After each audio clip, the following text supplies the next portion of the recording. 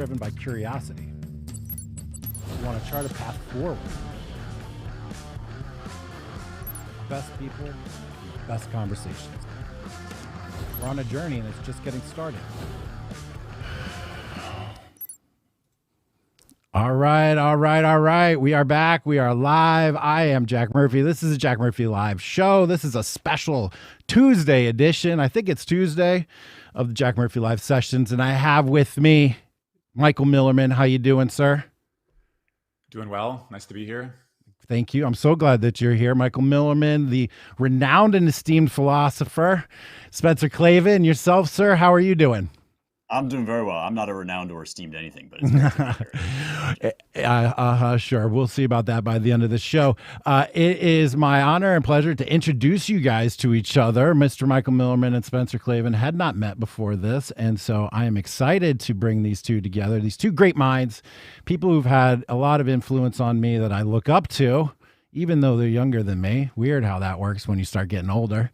And I just appreciate both of you guys coming on and taking the time and giving us a chance to pick your brain and to dig into what you guys have got going on. Before we get started, let's just do a quick around the horn. Where can people find you? What are your data and everything like that? Mr. Michael Millerman. MillermanSchool.com is one place where I post my courses. MichaelMillerman.ca is where you can find some of my essays, video interviews, and other details. And I'm on Twitter, M_Millerman. Fantastic. And Mr. Spencer Klavan, what about you, sir? Where should we direct folks to find out more about you? Well, I have a podcast. It's called Young Heretics, and it's a weekly show about the glories of the West, literature, philosophy, history, all that good stuff. I'm also on Twitter, just my name, Spencer Klavan, and I work for a little think tank that you may have heard of, Jack, called the Claremont Institute, where we are dedicated to the recovery of the American idea. We've got two publications, The American Mind and the Claremont Review of Books. And we also have a yearly summer fellowship, although this year, I don't know, the crop's a little dicey. It's not going to be so good this year. But you know, I'm bringing down the average. I have the honor and privilege of becoming a Claremont Lincoln Fellow this year in August. Thank you, Ryan Williams and the board. I appreciate the invitation. Very excited about that. I'm going to hang out with my boys Pedro and Charlie and see what comes of that relationship there. Should be a lot of fun. All right, let's get to it, guys. We have 4 big questions. We're going to roll through them and see what happens. As always, take time to explain yourself, go down rabbit holes, tangents, whatever, back up, tell a story. That's why we're here. We've got some time, so let's sit back and expand into these ideas. The first one, how could we talk without talking about masculinity? Something that's very important to me, very important to the Liminal Order, important to both of you guys, I know as well. And I think essential to understanding some of the problems and concerns that we face today. And I want to get a grounding, a philosophical grounding of masculinity. This is not something that has just popped up. This issue of masculinity is not something that no one has discussed in the past. It's not novel. In fact, I think you guys will tell me that it has been with us for a very, very long time. So the first question I want to ask both of you guys is, in your estimation or in what you've read and the people that you've been influenced by, do you have a definition of masculinity yourself personally? I'm interested to hear your take on that. Spencer, what is your interpretation of that word in particular? Yeah, well, I'll say off the bat that when I'm asked to define this word in English, the 2 words that I then use sort of as a reference are courage and integrity. And the blending, the matching of those 2 things. It's not enough, in my view, simply to be courageous for reasons that I'll get into in a bit. But for one obvious reason is that you can be very clearly courageous in defense of evil. It's clear to me, although it hasn't always been clear to every philosopher, that it's still courage, even if you're charging into battle for an evil cause. And so integrity, sticking to your word, and I kind of lump in that all of the orientation of one's courage, of one's readiness to stand behind one's principles, right?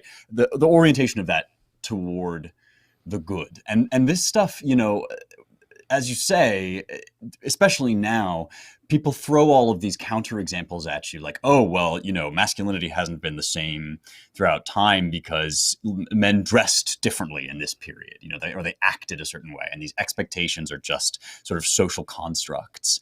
A classic one would be that the Romans thought that the Trojans and the Easterners were sort of effeminate because they wore pants, and wearing pants was more effeminate than wearing, like, we manly men, we wear togas, we wear dresses, and so people will cite these counterexamples as if these things don't endure. But to me, this is like a classic sort of leftist distraction to sort of point at the form of a thing, the outward appearance of a thing, and use that as evidence that the inner reality of it doesn't have some kind of endurance. And for me, to connect manliness to courage is to kind of refer back to this Greek tradition of thinking about courage as andreia, which is a word that literally means manliness or manhood. And I think you can find the sort of essential connection between courage and manhood really in any serious text or period or culture that thinks about this stuff.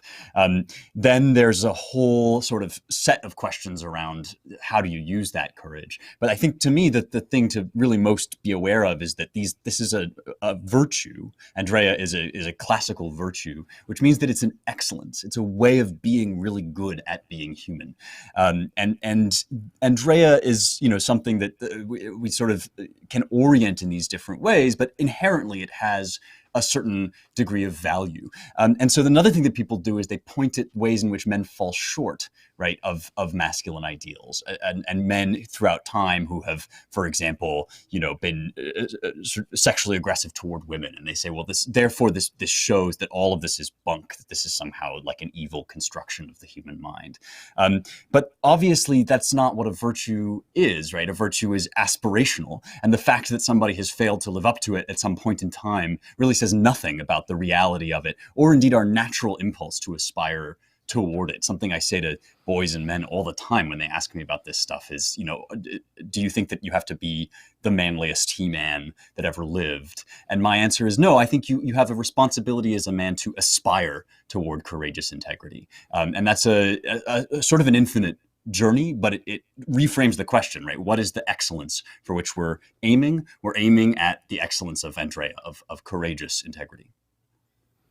Virtues. We're going to come back to that notion and aspirations to virtues, I think, a lot during this conversation. Michael, I know you and I have been talking and working on a project for the Liminal Order about masculinity, and you're getting ready to release a 7-part series on masculinity throughout philosophy, which I cannot wait. It's going to be a Liminal Order bonus, and then something that we're releasing to the public as well. So I know we've been talking about this, Michael. Where have your recent studies taken you, and what is your definition or working idea of masculinity, so we know what we're talking about here? There's a lot in what Spencer said that I agree with and I think is very important, but there are also all of these nuances I know he's well aware of that are a problem when we treat it from the philosophical perspective or in the philosophical tradition.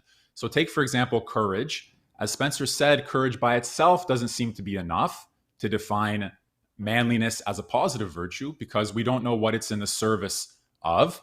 Somehow there's something political about courage, and there may be something trans-political about human excellence at its peak.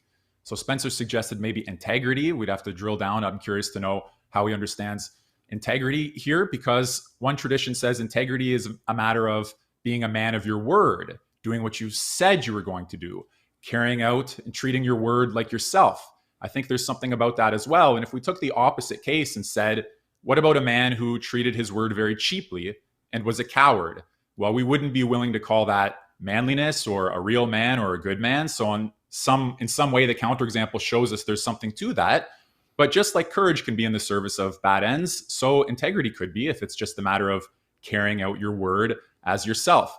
So we have to see. And in the first reading in the philosophical analysis of masculinity course that I've been working on, the first reading is Laches, Plato's Laches, a dialogue that raises the question, what is courage? What is courage in the human soul? And what does it need to be complete in a sense if it by itself is not complete? It's an amazing dialogue, and we really get into the details there. So I think that when we give the, let's say, very sound and defensible common sense answer about what a man should be, Like, he shouldn't be a wimp. Somehow that doesn't seem manly. He shouldn't be a cheat and a liar. Somehow that doesn't seem manly.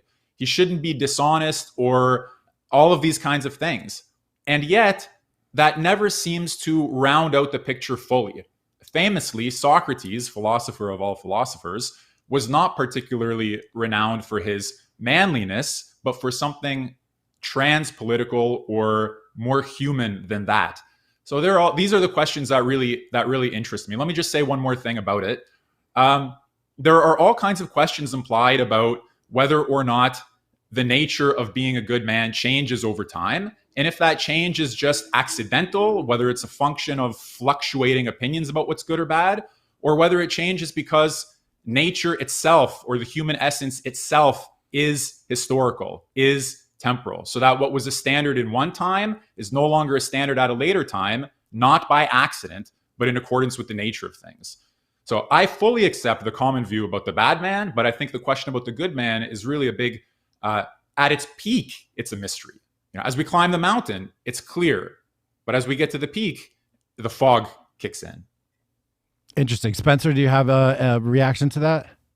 Yeah, I mean, the reference to the Lakeys is, of course, exactly apt, and it was in some sense what I had in mind when I was feeling around these questions, right? About toward what is your courage directed? And one of the things that I sort of like about that dialogue is that it's and this speaks to what Michael was saying, right? It's one of a number of Platonic dialogues which really seem to me to end in what in Greek you would call aporia. The Theaetetus is another one of these, right? The dialogue essentially about how do we know. And the function of this thing is to, suggest some avenues down which we might go, but also to sort of resist saying like, and therefore we have this answer that we will deliver onto your door. I mean, this is why they're dialogues at all, right? Is that these kinds of conversations that we're having right now are really the best example of carrying the tradition of manhood onward, right? That asking these questions. There's something essential about asking these questions. There is another distinction, again, one that Michael is, I'm sure, aware of, that I want to bring into and make explicit about what we're saying here, right? And that's the sort of distinction between ethical virtues and other forms of virtue. So just, again, etymologically speaking, right, this is a Greek word that Aristotle thinks, although perhaps somewhat fallaciously, Aristotle thinks that this is about habit, that ethos, which is a Greek word for habit, is where we get our word ethikos, which is the word that becomes ethical virtue. And so when I said before, right, virtue is an excellence, right? Virtue is something you're good at. Well, you can be good at running. You can have virtue in that sense, arete, at racing. And that just means you're the fastest. And nobody would look at LeBron James and deny that he has a certain form of virtue in that sense, right? He's an excellent basketball player.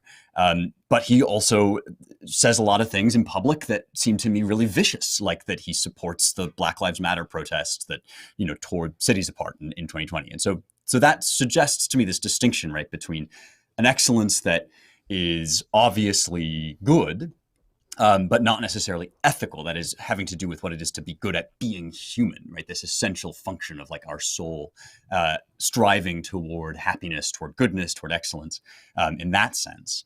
And what's so complex and riveting, fascinating about manliness to me, or Andrea, is that it seems in some sense to straddle this line, that it obviously has to do with what it is to be human. And it's not just kind of accidental in that sense. It's essential. And yet at the same time, it can be directed in all of these sort of destructive ways in the same way that it can be channeled toward the good. The last thing I'll say is that like an interesting philosopher to think about here is Machiavelli, right? Whose idea of excellence carries over into this notion of virtu, which is obviously related to our word virtue, but in Machiavelli's work clearly sort of shades over into some really dark stuff. You can have virtu, you can have this assertiveness, this force, this energy, in all kinds of directions that we might not approve of morally. That is to say, like from an ethical standpoint. And so, there's maybe that wasn't the last thing that I was going to say, because now I'll also finally say that, C.S. Lewis, the great Christian apologist, has an interesting sort of notion about courage, which is that it is the virtues at the testing point, or at least that you can't really have the virtues unless you have courage. So that if you're only generous, patient, kind, all of these other virtues, if you're only those things when you're not afraid or in the face of comfort, then you don't really have those virtues in some absolute and final sense.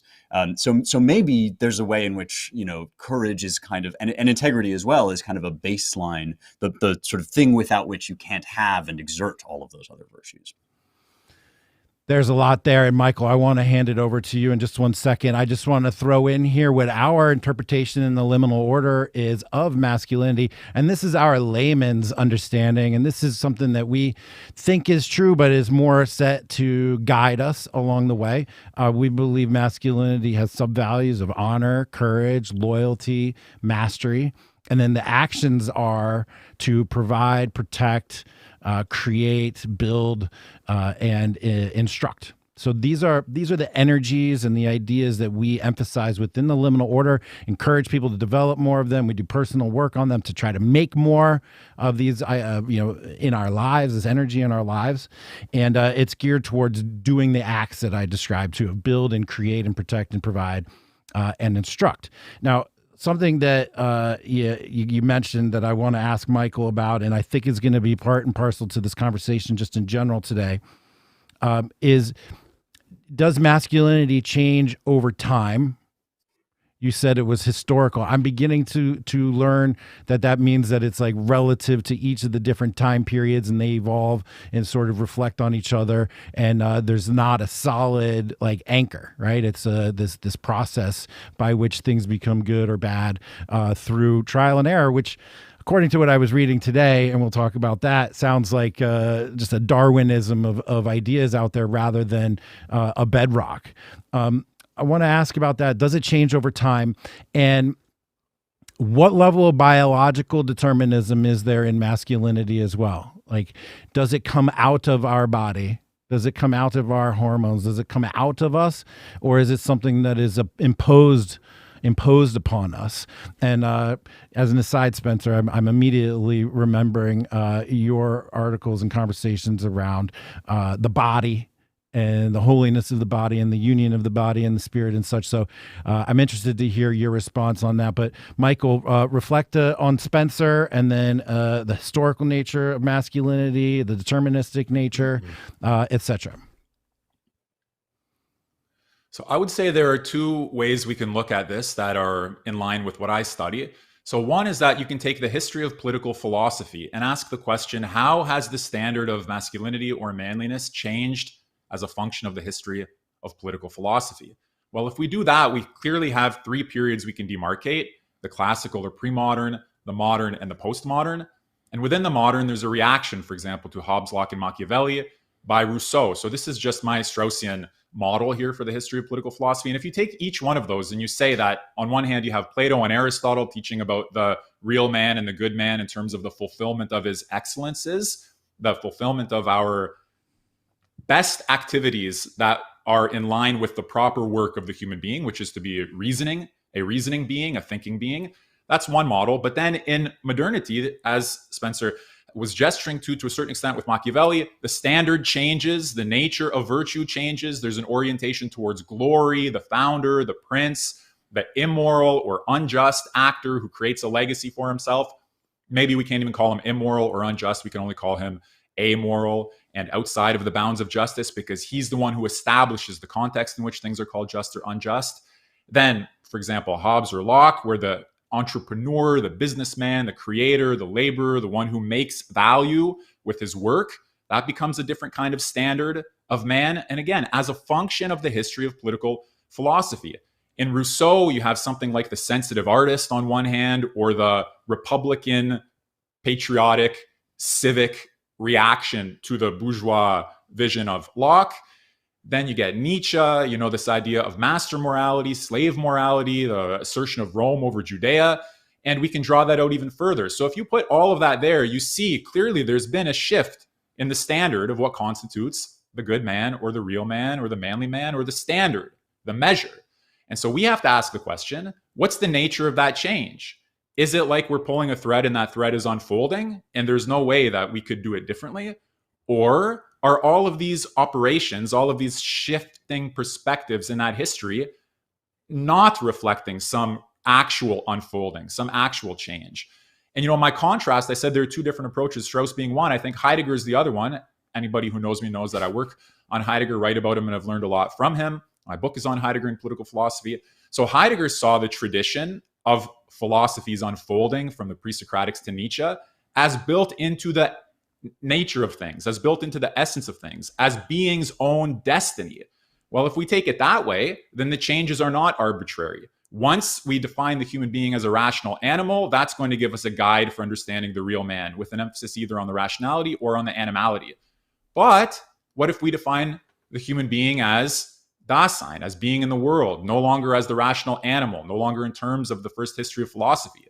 Well, then it's a new situation. We have to, again, not on the layman's level, something still stays the same, right? You wouldn't call a lying, cheating loser a man, but at the opposite level, where it opens up into a question, then somehow the terrain has changed. So I don't have an answer. I mean, I'm not going to say where I land on that or anything like that. I just think it's two ways of viewing the problem. Let me just add one more to the picture, inspired both by Strauss and Heidegger. If we say that the body, and by the way, in no case do I mean to suggest I'm not sympathetic to these views or don't hold them myself. That's an open question. I'm just saying here's how we need, in my view, to pose them or to think about them. If we say the body is a temple for the spirit, okay, Heidegger comes to the table and says, what's the relationship between body and spirit? You say the spirit is in the body. Okay, is the spirit in the body the same way that my coffee is in the cup? Is the nature of the relationship between spirit and body the same as the nature of the relationship between two things? Well, suddenly, like anybody who talked to Socrates or anybody who reads Heidegger, you're left scratching your head. And I think that's a good place to somehow be driven to if we're trying to understand these things philosophically, So those are all the kinds of problems that I see, whether we take it in the history of political philosophy with Strauss or whether we take it in the history of metaphysics with Heidegger. There's a shifting standard, and our job is to understand, is it baked into the nature of things, or is it a matter of the deliberate actions of the political philosophers that can be reversed or replaced, with no adverse effects? Those are a lot of big questions, and I'm really glad that Spencer's here. Spencer, what do you think about those questions that he brought up? Well, it's interesting, and I think really salutary. It's really great that we are, on some level, dealing with what might be considered a primordial question of philosophy, full stop, at least in the Western tradition, and that is, what does it even mean for something to stay the same over time? Since the things that we have access to, right, the things that we directly encounter in the world, all seem to be subject not just to change, but to complete change. And when I say this is primordial, I really do mean it's pre-Socratic, So when we invoke Socrates as, in some sense, as a foundational point, that doesn't mean that nobody ever asked these questions before Socrates. It just means that Socrates kind of made an approach to them that changed the game, and that on some level, as Alfred North Whitehead famously said, we're all still in that game. He said we're all writing footnotes to Plato, who was Socrates' disciple, his student. So that's kind of a long-winded way of getting around to saying, right, one of the basic questions on the table when you get to thinking about the world and the nature of it, and also the nature of thought, is, can you step in the same river twice? This is the Heraclitus question. Nietzsche is a good example of somebody who was famous for kind of reanimating that question, right? Who loved Heraclitus, was interested in the pre-Socratics. And the point is, well, okay, what do we mean when you say, well, I stepped in this river yesterday and you're going to step in it today? Isn't the material of that situation completely different? The water that I stepped into is now miles away. The water that you're stepping into is a completely different thing, besides which probably the course of the river has shifted incrementally. Aristotle asks this exact same question about political communities, and he says, well, people die and they get born. So what does it mean when we say a polis, which is where we get our word politics, right? What does it mean to say this is a city, even though the people in it are completely different, and maybe even they're doing completely completely different things, right? I mean, perhaps over time, customs change. We know this. We've seen them change.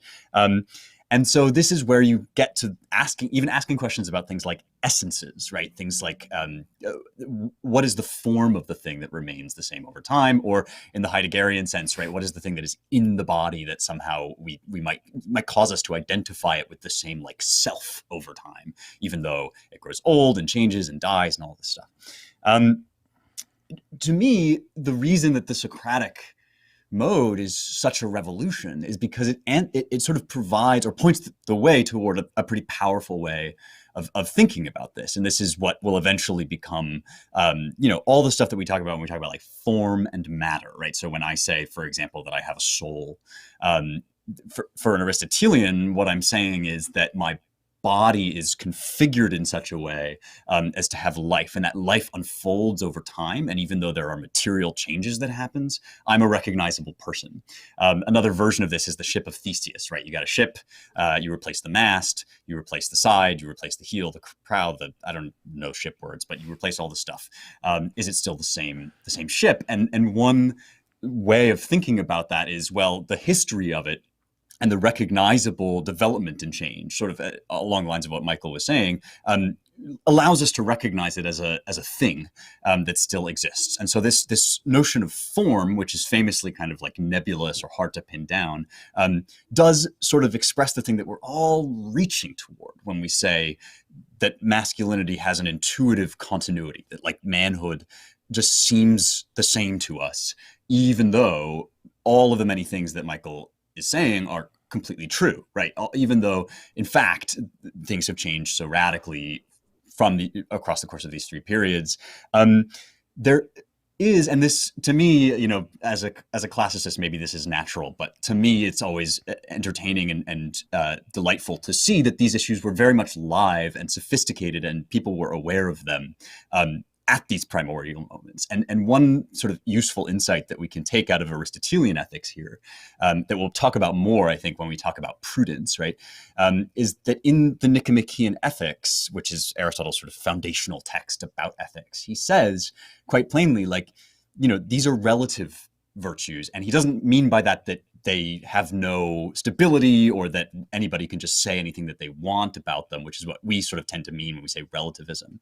But he says that virtues, being good at being human, is relative to the circumstances in which you find yourself. And we can't talk about them with the kind of exactness that we might like to, precisely because circumstances change. And courage in one situation doesn't look the same as courage in another situation, even though it's recognizably still courage. That's what the forms do for us, is they kind of let us say that something, maybe today I'm charging into battle. And so the material circumstances of my courage are that I'm going to like hold my sword and I'm not going to back down and I'm not going to run away. Maybe tomorrow I have to have a sort of earth-shatteringly difficult conversation with my significant other. And so the form of my courage is going to look like, careful thought about how I express myself. And the fact that we use the same word to talk about those things means that we're kind of feeling our way toward the way that forms stay the same. The reason I invoke all of this is because the circumstances of the world at the times that Michael is identifying as kind of hinge points or inflection points for manhood and masculinity, those are very plainly times when those circumstances are changing drastically. And Machiavelli actually says this. He analogizes his own project of changing political philosophy to the project of Columbus and all the New World explorers. He says it's just as dangerous to kind of walk out into uncharted philosophical waters as it is to get in a ship and sail to the New World. And so I think in some sense we can kind of look at these developments in what masculinity is as responses to or attempts to feel out what it looks like to do the man thing in totally new circumstances and under totally different conditions. I am sensitive to your description of stepping into the river and understanding that the water is flowing and the sun is not exactly in the same spot as it was yesterday and the temperature is slightly different, but man, it's still stepping into a river. And I say this to be basic. I am basic. I am a student here and I'm not a philosopher because my mind does not immediately go to questions of what does it mean to be a thing when we start just talking about, how to be a dude. But I guess if I could just put this a little bit more simply, if I was magically transported to 2000, BC, and I just went about my day adhering to the same ideas and energies and values that I have right now, would they look at me and think I was acting in a manly way? That's a really, so these are, that's a fantastic question. And let me say that like one sort of thing that you're gesturing toward here is like intuitiveness, right? That certain things just seem kind of obvious. And like you say, right, it's obviously the same river in some way. And the fact that we even have a word river indicates that intuition is not just, particular to us, but actually something that people tend to think like that's a thing in some respect, that river. And my own sort of inclination at a very amateur level, like doing philosophy is always to kind of preserve those intuitions, or to find ways of accounting for the world that make those intuitions not like completely crazy, and not completely made up or fantastical. Now, that's not the way that all philosophers do things. Some philosophers have very low respect for human intuition. I want to sort of answer in the affirmative to people's basic everyday experience of the world as a kind of default. And so my instinct is to say that like the things that you might be doing in the ancient world, if you were suddenly transported back, you would probably have impulses in response to the circumstances that you were in, right? Because you wouldn't, this is why this sort of question of relative virtues relative to what's going on is kind of important, right? I mean, you currently are not called upon to like wear hoplite armor and hold your spear straight as you charge into battle. And so the things that you do that we call manly look very different. They look like providing for those in your care, and they look like speaking courageously in situations where it might cost you things. And I think that, I think that those things could sort of, those same impulses could lead you to behavior that would be recognizably manly in the ancient world. That again would be my intuition. Can't answer it for sure, but that seems like, why not? Yeah, Michael, I'm gonna toss it to you. I can't help but begin to think about our political system and the good thing. And if the good thing is the good thing, then shouldn't the good thing be the good thing today as it was 5,000 years ago? That's sort of where my brain is on that. Michael, so much there from Spencer to comment on. I saw you smile at those little philosopher jokes that I don't get. So what are you thinking here? Well, there's a lot to say. One thing is that just because something's good, take like, there's a good, let's say a good diet, okay? Or too much of something is no good, too little of it is no good. Well, if I'm talking to you, maybe you need more. And if I'm talking to Spencer, maybe Spencer needs less.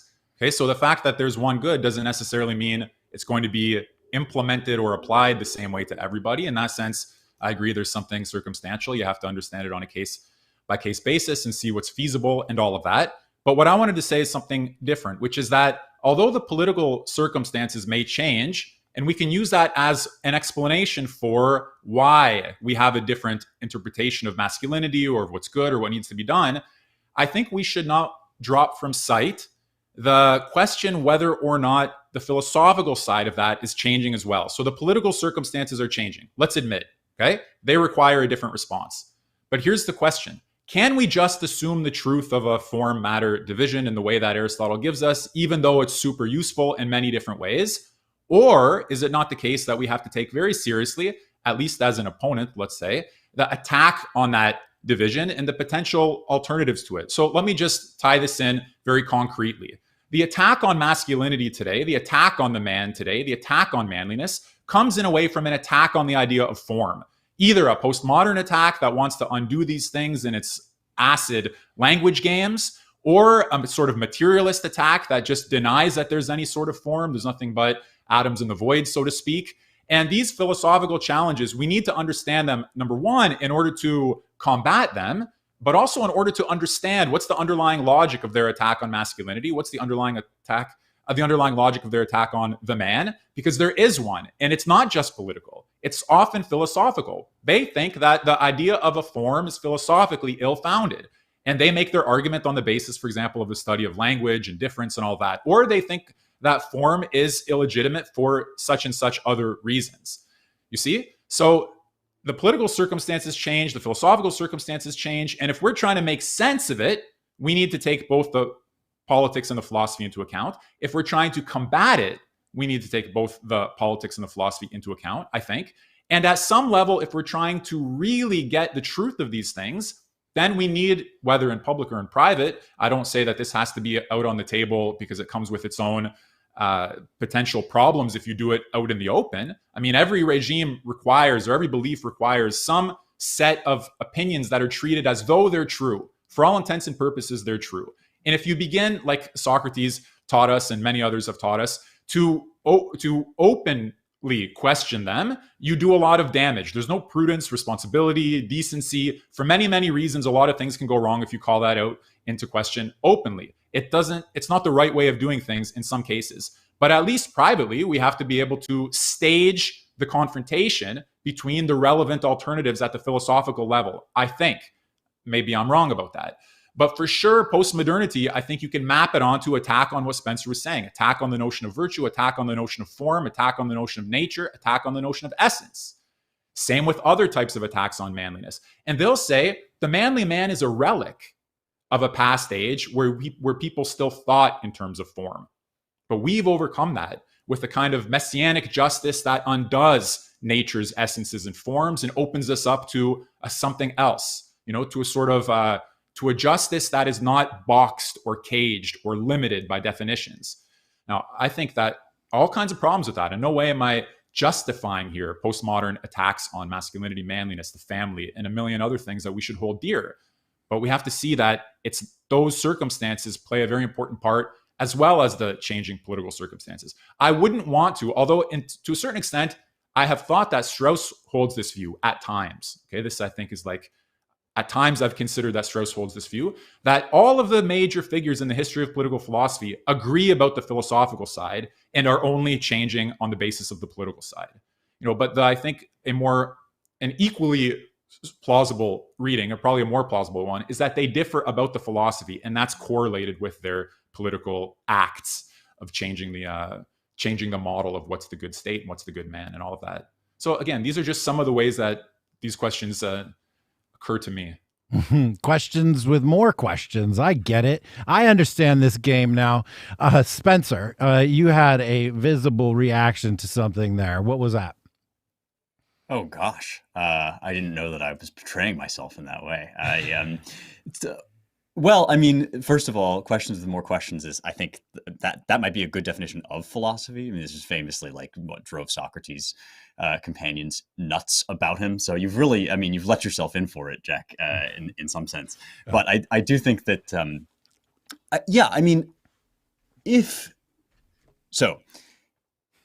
it seems to me that Michael has raised sort of two distinct questions. One of which is a very, very interesting matter of intellectual history. And that is, during the course of those shifts that we have talked about, when it seems like masculinity still remained recognizably a thing. So the shift from pre-modernity into sort of post-Hobbes, post-Machiavelli modernity, right? Do the major figures, as Strauss maybe thought, do the major figures still think something like the same thing about the form, the essence of masculinity? And I think that's a fascinating question, but presently probably not the one that is most politically urgent. Because the other question, it seems to me, that you raised is, on what basis do people actively undercut that philosophical basis for thinking about masculinity, right? And as you say, it comes from this attack on the very idea that forms are useful ways of thinking about the world, or a more sophisticated version of it might just be that forms are outdated. And you can see how this becomes a more and more plausible view, in some sense, in the wake of the scientific revolution and all of the successes that it accomplishes. And now we're like in hyperdrive about that, because first it's like, well, we can conquer distance with ever more sort of successful machines for moving across space, right? Now it almost seems as if we can conquer just matter in general, and matter is in many ways the thing that sets the limits to some of what we're saying. We can surgically alter our bodies to such an extent. We can upload our consciousness into the cloud to such an extent. We can use digital technology to such an extent that all of these things, which seemed like hard and fast limitations that we were sort of feeling out on the basis of what we saw around us in the world, like all of that doesn't seem really, really relevant anymore. And I don't think it's an accident that the postmodern critique of form emerges sort of, from the Foucauldian 70s into the like Judith Butler 90s.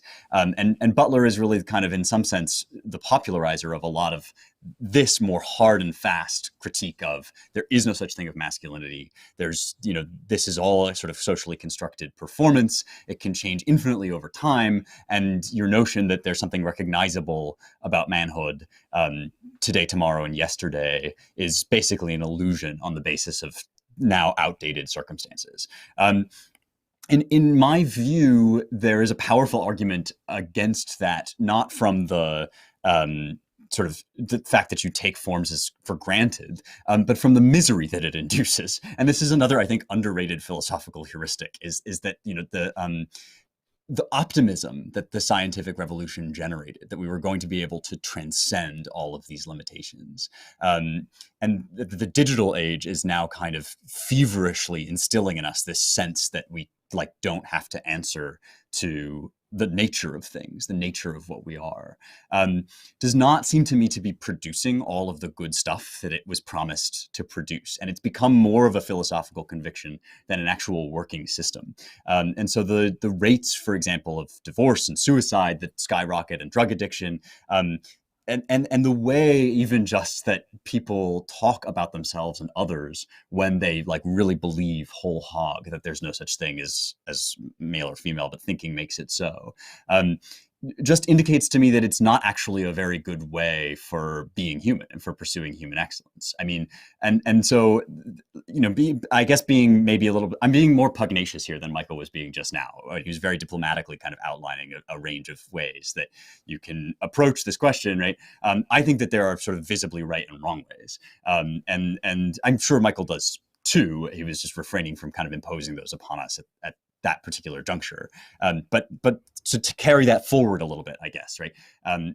It's not just a question, do Machiavelli and Socrates think the same thing philosophically about manhood? But given that there are very powerful and influential people who manifestly very clearly do not think the same thing that we think about manhood, or that Socrates thought about manhood, what's our answer to them? And my answer personally is you're making yourself miserable. Okay, so you actually making yourself miserable. That is what I was thinking in my mind. I wanted to ask my lay question here, right? Yeah. Is I feel it. I feel it in America. I can see it. I get the sense. But answer this for me philosophically, or if I'm right or wrong, or I don't know. I get the sense that no matter how hard you push down on men and masculinity, no matter how hard you, using all of your words, deconstruct and blah, blah, blah, take it all, tear it all down, destroy all the reasons for it existing and all the context. If you push it all down, there will still be an urge inside men to behave in this manner. And the thing that changes is their ability to stifle those urges and their ability to live with dissonance. I think that we're seeing people live with dissonance nationally, individually, in top to bottom, in the sense that we're trying to squish down these natural behaviors, these natural instincts to protect, to provide, to create, all these things. We're squishing them down. And so what's modulating is somebody's ability to withstand that squish, rather than actually changing the very nature of what men and masculinity are. Am I getting that right philosophically? Is this is my sense. Is there a philosophical answer to explain this sense, in that I'm right or wrong, or this is me asking questions? I don't know. So I want to say one thing about that quickly. Jump Sorry in there, if I may. Millerman. Go for it. So one is there's this old saying, Strauss defers to it sometimes, and it's useful, which is that you can chase nature out the door with a pitchfork, and nevertheless it comes back. So in other words, every attempt to eradicate the nature of man or of the human being is going to be failed. It's going to be a frustrated effort. The only problem is that when it comes back with a vengeance. So if you don't know what you're doing, you also don't know what you're setting yourself up for. So that's one view, that nature will return. But at the same time, what Spencer was saying about conquering matter, conquering nature, conquering limits, it's this idea that we're not defined by our nature. And that if there are still obstacles, if there are still urges, if there is still some resistance, it's just a matter of overcoming that. We're free with respect to our nature. And if we're not yet, we will be. You see, so that in some sense is the line. That's the battle. Either you think nature will return, or you think we are free with respect to nature, and our job is technologically to rewrite what it is to be human. Michael, that's a war that's playing out before our eyes. Michael, what is your personal opinion on that? Don't quote anybody else. Don't cite anybody else. What's your personal opinion on this? Is that the right way to go? The wrong way to go? Is it productive? Is it a disaster? I think that the attempt to eradicate human nature technologically, based on the view that who we are is a freedom over nature or a freedom against nature, is a philosophic mistake, and that the political consequences will be and have been disastrous. Mr. Klavan. I mean, I completely agree. I think that Michael invokes exactly the right question, right? Is nature going to come back in the back door? And I would add to it only one sort of rambling anecdote from the ancient world, and that is Dionysius of Halicarnassus tells us, this is a historian of, his work is called Roman Antiquities, so he's a historian of Rome, but really one of these big rambling compendia of anecdotes and tales. And he tells us that there was a tyrant, Aristodemus of Cumae, who took over Cumae. And he was afraid that the sons of the noblemen he had deposed, so he kicks out all the guys that are in charge, he has them killed or exiled, and then he's afraid that their boys, their sons, are going to rise up and avenge their fathers. Or more generally, he has the fear that all tyrants have, which is that if you oppress people for long enough, they get it into their head that they don't actually have to be oppressed and they're going to take up arms. So Aristodemus exiles all of the noble sons of the people he's deposed. And then he says, what do I do with these other guys that are around? Because there is, in the view of Dionysius, right, there is this natural energy of sort of masculine, standing up and not taking things lying down, right? That's going to well up eventually if you oppress people long enough. The Greek word for this is thumos. There's an energy, a spirit, and a kind of anger at being oppressed that will rise up. And so Aristodemus says that in order to stop this from ever happening, what I'm going to do is I'm going to treat the little boys like little girls, and that will feminize them. And so at school, they're going to be surrounded by women. They're going to sing the songs that women sing. They're going to wear the clothes that women wear. And then by the time they reach adulthood, they will be so sort of essentially neutered, right? So gelded, so feminized that they'll never rise up against me ever again. This is a pretty good analog for what our ruling classes are in the business of doing right now. I mean, this is, and I think that what Michael is saying, quite rightly, is they think they can. They think that where Aristodemus failed, they can succeed. And they are currently engaged in a world historical project of testing that theory. If we beat men down, if we tell them to hate their natural impulses, if we sand those impulses away, if we demonize thumos, if we demonize courage, and if we put all these restrictions in place and give all these sort of soft, mollifying explanations for why you can't leave your house because it's too dangerous, you might kill grandma, right? Like, can we break nature using the tools that we now have? We'll find out. I think we're going to see what the answer to that question is, I personally think that it will end in tears. And it's one reason why whatever is going to happen, in the next 10, 50 years, it's incumbent upon us to preserve ancient wisdom so that when it all falls crashing down, we're able to rebuild something that looks more like nature and reality in the digital age. But I do think that they're making a serious bid, and they believe that they're going to do it. Like, I think that their belief that circumstances have changed to such an extent that they can simply exile nature entirely using their sheer political power and technological wherewithal, that belief is very, very sincere. And you can tell because of how angry they get when you tell them it's going to go wrong, which is the kind of anger that kings get when prophets tell them that God will avenge wrongdoing. And so,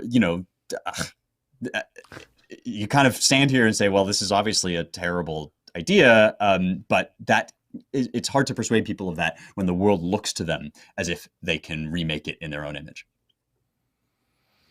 That is a fantastic anecdote. I'm going to look that one up. Aristotemus. I like that. And you can see evidence of that all over the place. And it's going to be interesting to see how long people can withstand the stymieing. I guess there's probably a better word for that. And if the reaction to that will come back even more than it had been, maybe even the darker sides of masculinity would return as a bid to just reclaim masculinity in general. And in fact, now that I say that out loud, that's actually probably a pretty legitimate concern. Michael, where are you right now? What's going on in your head with all this? So a few things. Spencer talked about the technological wherewithal of this project, and that's a big issue here because we're not just giving, let's say, boys the dolls and pink wallpaper or whatever the case is. It's not just a culturation. It's not just changing the environment. It is now a reaching into the soul and the fabric of the human being and reprogramming it, like some sort of new Prometheanism that treats the human being as putty in our hands. So I think that technological aspect, the ability to, so you say, for example, we're going to dress the boys as girls, etc. You go to the other extreme, we're going to make them eunuchs and we're going to reprogram their DNA. So that's where the technological wherewithal is going. It's going to a complete reprogramming through and through. And that's a big concern there. It's not only masculinity that's at risk, it's humanity that's at risk. This project doesn't end with the attack on men. It doesn't. Well, we can get to where that's going in a second. If the project involves using technology to change the body of men in order to change their behavior and thus the political environment, is that not some acknowledgement on their part of the union of the body and the spirit and sort of the, not having them be totally separated and not influencing each other, Spencer? Well, I think there's a sort of fuzziness about this question, to be very, very generous and polite. There's a fuzziness about this in what you might call the woke project. And my own sort of historical view of that is that fuzziness comes from the sort of postmodern philosophical convictions that we were talking about, or even you might sort of ungenerously call it a sort of Enlightenment era optimism taken to its extreme. That, as Michael said, like what we are is just freedom, and that freedom is 360 degrees around, and matter is there for us to impose the will that we freely choose onto it, right? Our bodies, the world, all of that. That philosophical commitment butts up with what we've been talking about here as kind of natural intuitions, which now have been bolstered by hundreds of years of Western tradition of talking about things as if there were a soul and a body, and as if the body and the soul were in this kind of intimate dynamism and this relationship with each other. So the fuzziness that we're talking about, right, is that on the one hand, I'm a man in a woman's body. Or I put more simply, I'm a man, right? I'm a trans man. And that claim is taken by those who believe it to be 100% true, and true in exactly the same way that when I say I'm a man, those two things are true in the same way, that a trans man and what you would call a cisgender man, like like those of us here who say, when we say I'm a man, that's the same thing as when a trans man says. And that is a staggeringly sort of radical claim that says, like, the matter stuff, the nature, the basics doesn't matter. It's just putty in our hands, like Michael said. And yet at the same time, right, there is a sense of what's called gender dysphoria, or a sense of, being uncomfortable with your bodily self, that implies that physical reality is actually very much a part of our essential selves. So why would you even need to take testosterone unless there is such a thing as a man, as a natural man? And that thing has certain physical realities and physical limitations, physical shape, that a woman doesn't have. And so there is an incoherence and a tension there. And I think that incoherence is in and of itself good evidence of what Michael was claiming, which is that this is a philosophically and politically disastrous project, that what you're really doing is kind of in your mind imagining away the material world, but in your actions demonstrating that the material world is still very much there. And that is kind of a recipe for madness. It's a recipe for making people feel perpetually uncomfortable with themselves. And the fact that we now have this technology, and Michael's very, very right, that technology is not just about doing away with masculinity, but is sort of promises us that it will do away with humanity full stop, that it will totally burst open the boundaries of ourselves, right? This is the idea that this could be possible is a longstanding idea, and it is encapsulated in the myth or the story of Faust, right? Dr. Faustus is the one who basically sells his soul to the devil, his soul being his essential humanness in some way, for the complete power over the material world that knowledge is supposed to give you.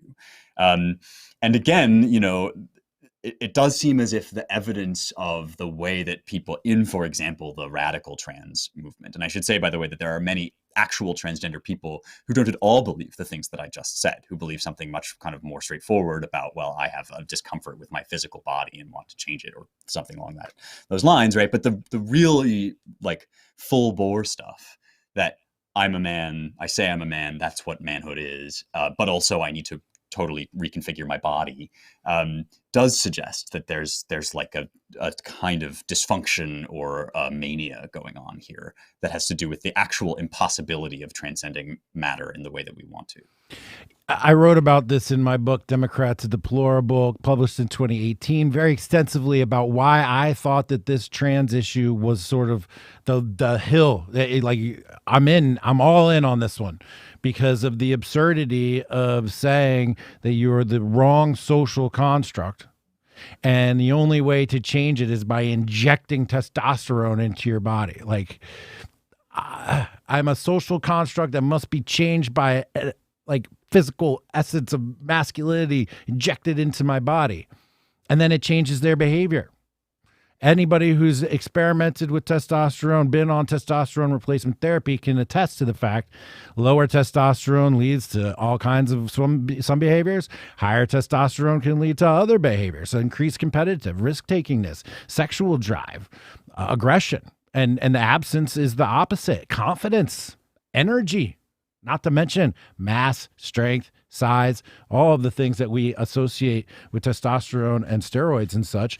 If you've done that, you understand completely that the trans argument about it being the wrong social construct only to be solved by an injection of testosterone is preposterous.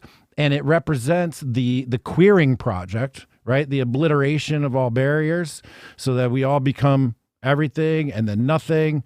This is the last point at which, if you go along with this, I believe that you're like going along with insanity, and it, to be sane, you have to draw a line in the sand on this matter. It's so politicized and it's so hot and it's so touchy. And I know people that have suffered gender dysphoria in the past, but grew out of it and changed. And I'm so imagine the agony and the angst that must go on inside someone's body to want to self-mutilate in such a way. I have sympathy. Like I want to help.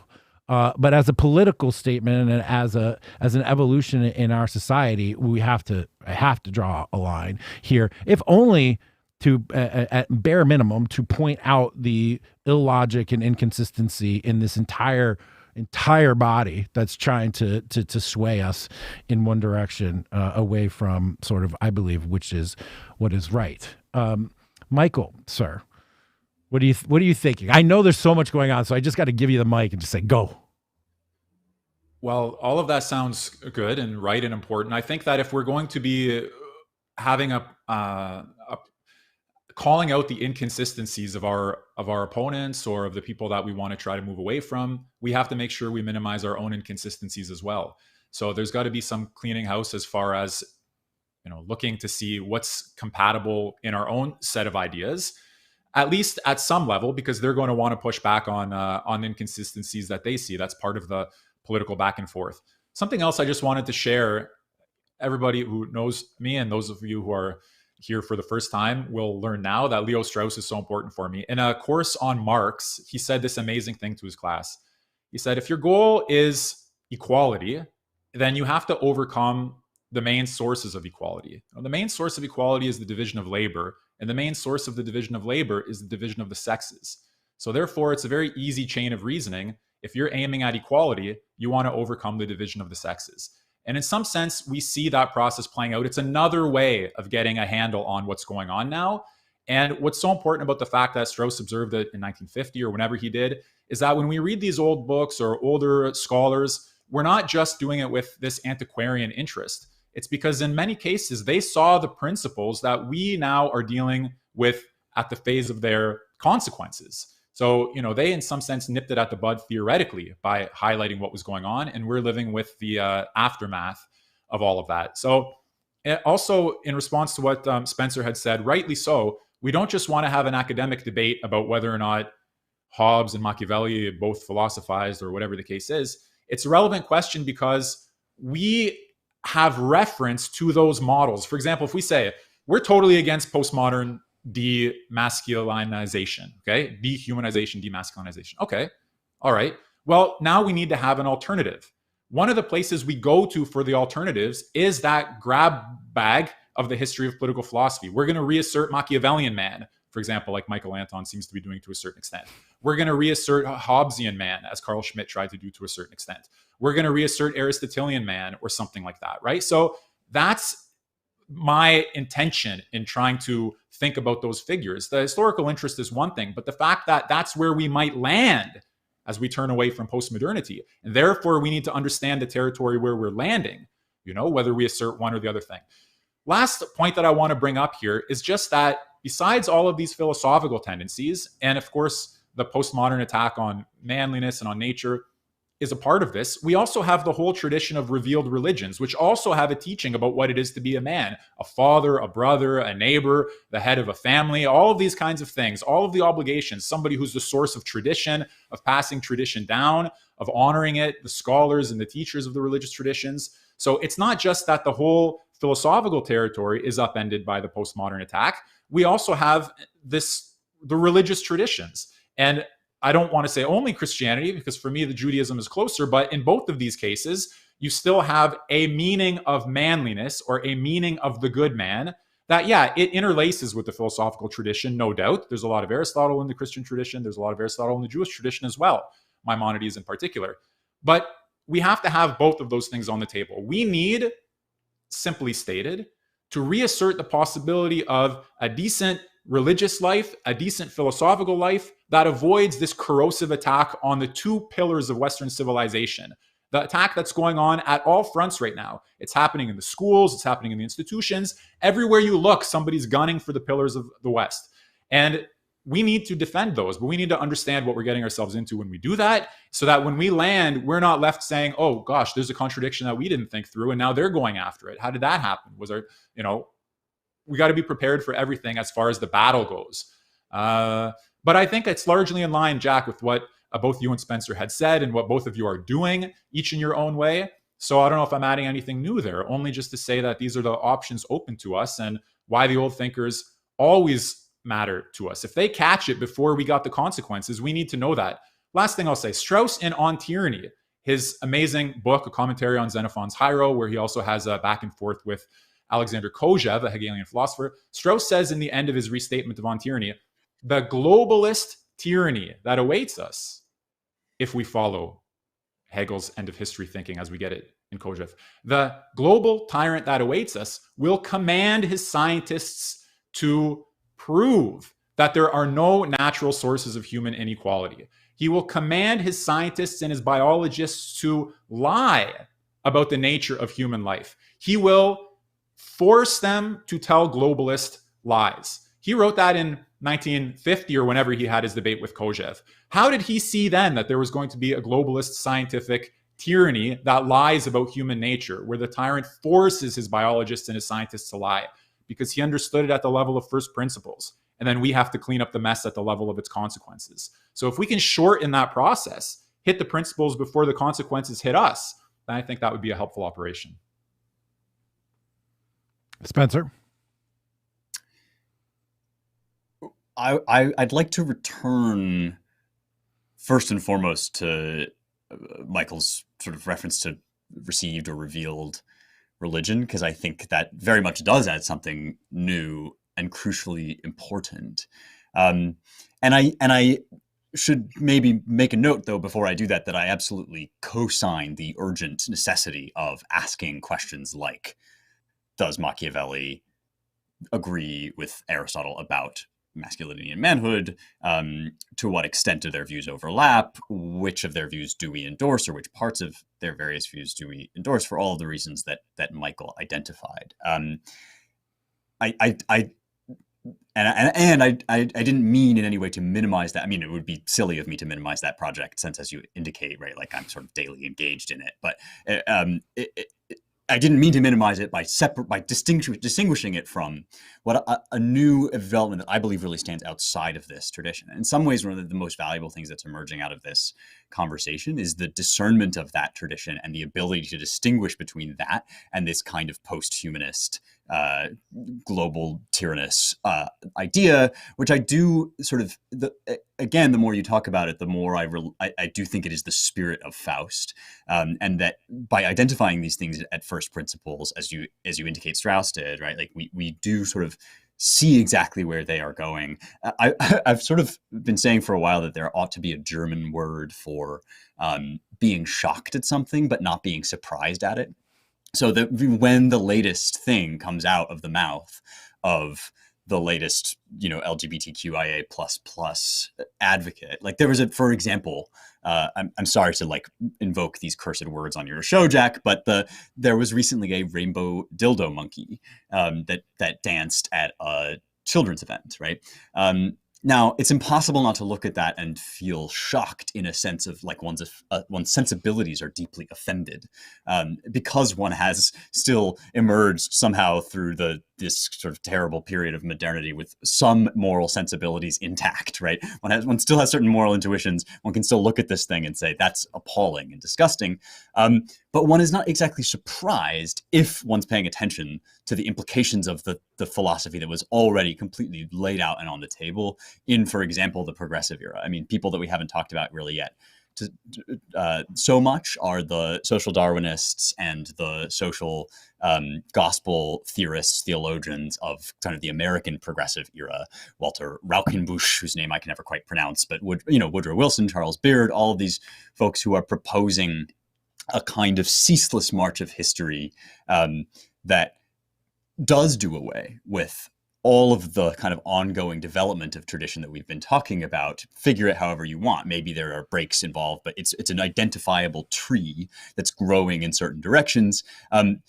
It seems to me that the progressive philosophy really says, well, actually, that is just a kind of we can scrap all of that because we've moved beyond it in a certain sense. And the catch always turns out to be that in order to stand outside the Hegelian advance of history and evaluate where it is going and then push it further forward, you yourself have to kind of exempt yourself from that process. So everybody else is sort of churning along in this historicist, relativist soup, but the progressive autocrat basically says, no, I see where all of this is going, and so I'm going to impose my view of where it's going upon you. And that is essentially the logic that you're identifying, Michael, I think, right, is well, I see that the world is developing in a certain way, and therefore I'm going to hasten that development along by steamrolling over whatever pesky objections I may receive from people that just want to kind of live their lives the way that their parents did, or carry the traditions of their forefathers into the future.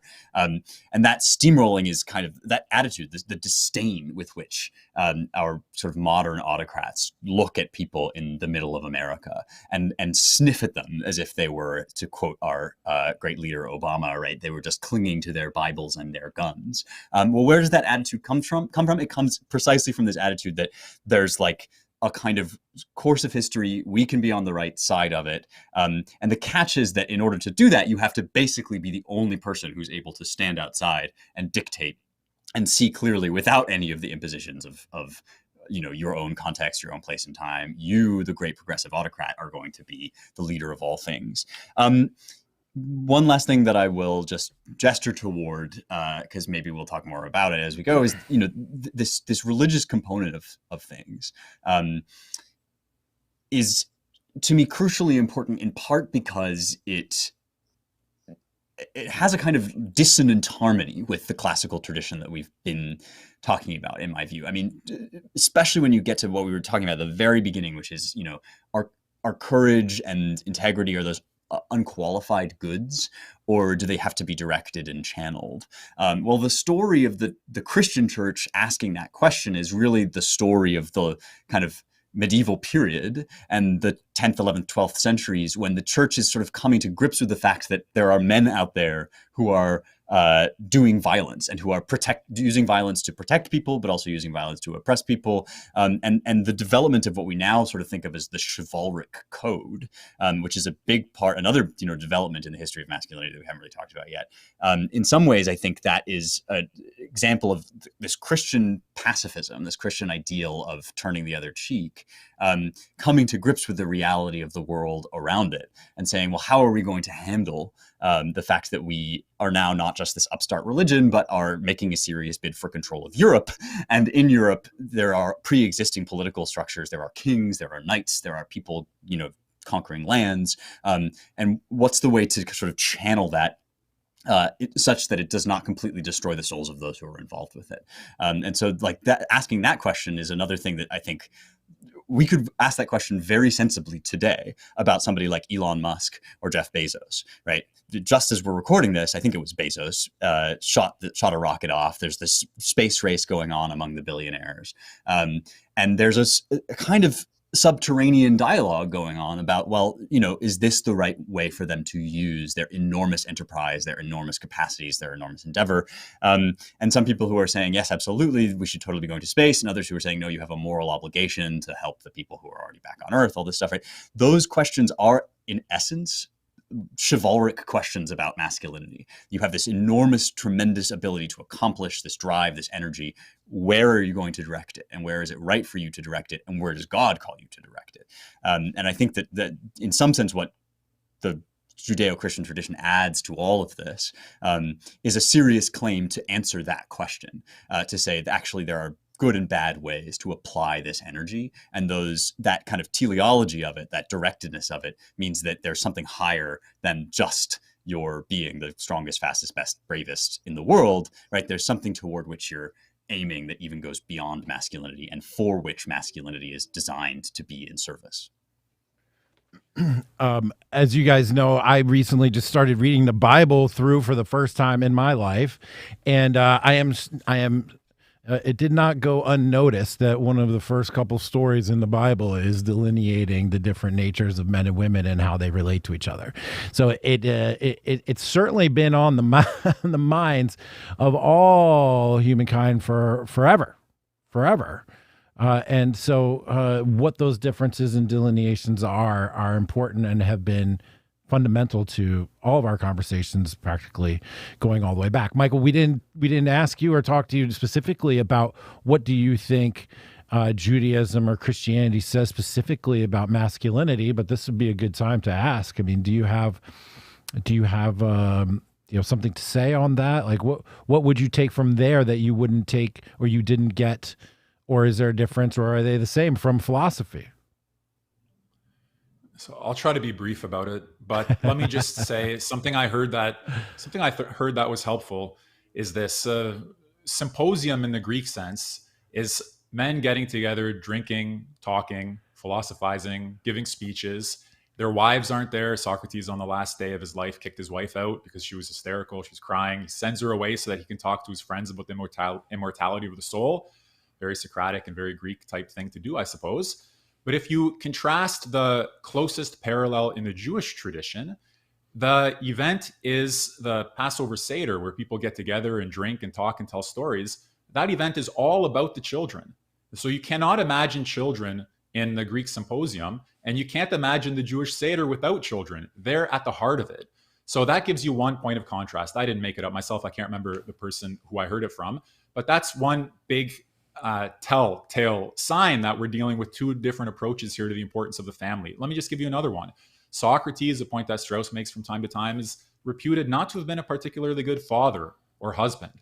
That's part of his persona, and that has something to do with the fact that he's a philosopher. His care for his children and his care for his wife is limited by his care for the eternal things or by his care for the transhuman things, the things that are above human life. We don't cling too dearly to human life if you think that the big picture is much more than that. Whereas in the revealed traditions, humans are very important. They're not at the center of existence, but to some extent, God enters a covenant with humans, and you have these closer ties between God and man in the revealed religions in Judaism and Christianity than you have in the Greek tradition. So the fatherhood, the children, the being a good husband, somehow all of that, as well as the handing down the tradition of your fathers. That's a big part in the Jewish tradition. One other thing I'll say about it. Now, I want to maybe teach a course on this. I don't know it well enough yet to give you a long presentation about it, but there's a rabbi named Rabbi Soloveitchik, the Rav, and he has this work called The Lonely Man of Faith, which I've studied part of and I'm going to be rereading now. And in The Lonely Man of Faith, you have a presentation on the basis of the two creation stories of Adam 1 and Adam 2. And somehow what we've been talking about, this view that technology defines humanity, is part of the biblical teaching. The only problem is that it's not the whole story.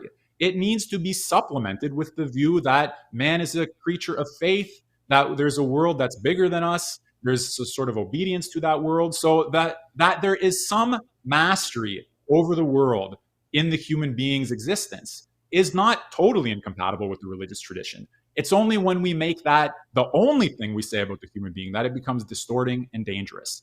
So this idea of two sides or two components, or this tension based on the two creation stories between Adam 1 and Adam 2, a technological man and sort of the more humbler man of faithful obedience and love, I think that gives us some access to another kind of anthropology. We don't want to ever be unjust, unfair, or dismissive about those parts of ourselves that are truly characteristic of who we are.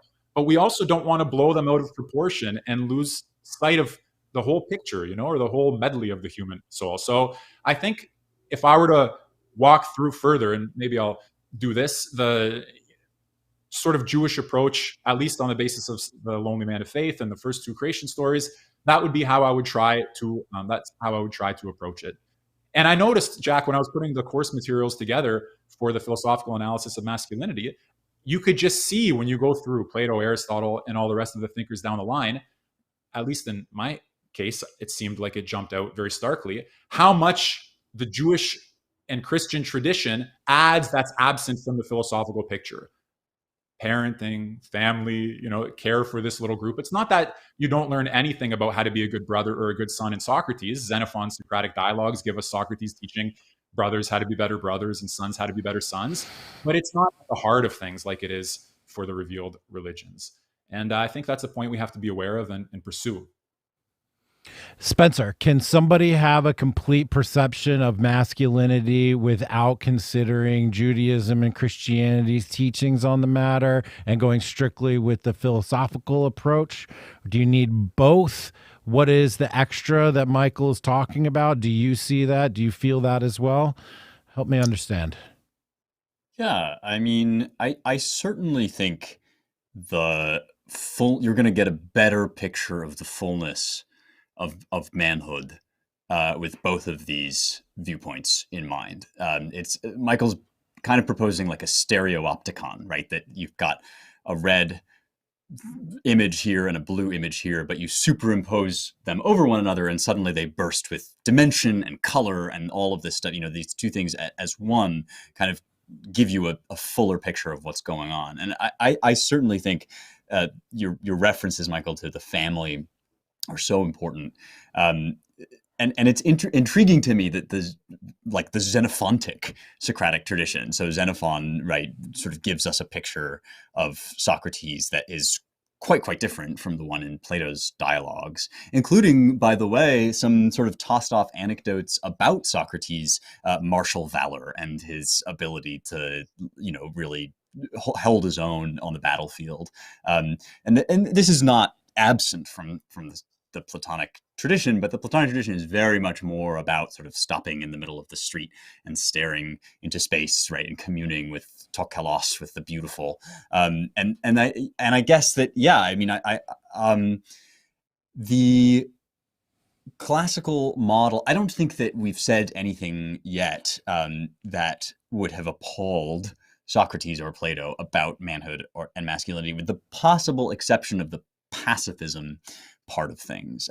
This idea that you could be a man or should be a man of peace, which troubles the church, for the Christian church, for most of its existence, and still now, right? That Christ seems to be quite quietist about what happens in the world. He's willing to be led to his death. He's willing to, and he also says, turn the other cheek.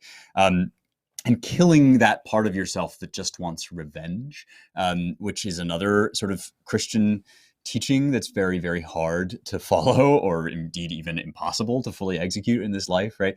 That, I think, would really trouble the at least the sort of Greco-Roman philosophers who were pretty serious about honor, who believed very, very much that an insult to your honor is something you should avenge. Now, even within the Judeo-Christian tradition, right, or traditions, we need to think about the fact that even though you have that sort of Christological model, you also have our God as a man of war, and you have the same God that is embodied in Jesus Christ. The same God says, that you, to go forth and conquer this or that people or that territory, or indeed defend yourself against this or that assault, and I will be with you and give you battle strength. And so I think it's a mistake about the Christian tradition to say that it makes virtuous war or virtuous violence or virtuous strength impossible. But I do think it complicates things. It means that in addition to cultivating, getting super swole and being physically fit and ready to defend your family, defend your country, right? In addition to those things, men and all people really are also engaged in this process of like sanding down the rough edges of that are wholly self-directed, right? I mean, maybe one good way of getting at what we get out of both Jewish and Christian traditions that we don't get as much of in Greco-Roman antiquity is this relationality, right? The idea that you can't be a fully realized man without being in relationship with people who need you, depend upon you, love you, admire you, or have expectations of you, right?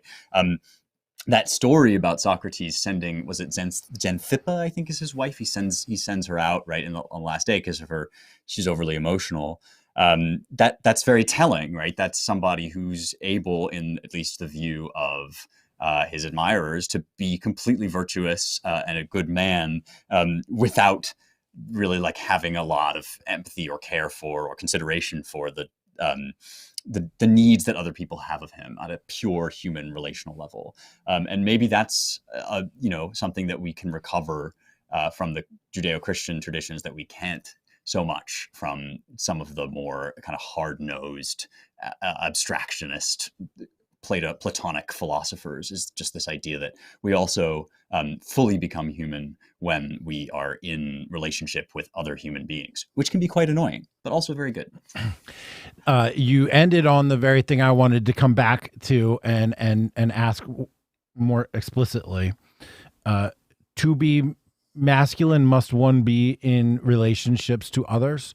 Can you be masculine in isolation? So I guess that means the implication is that you can't be a fully realized man unless you have these relationships that we're talking about. Brotherhood, fatherhood, sonhood, is that the word?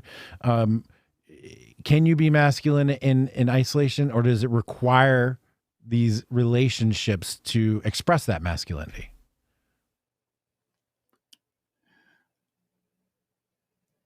I certainly think that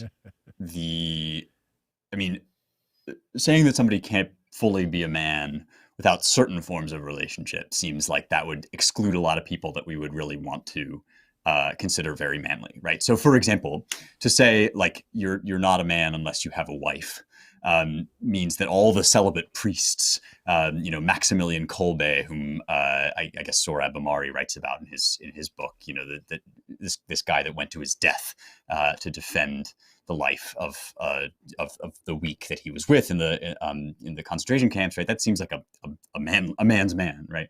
And so I don't think that you can't be a man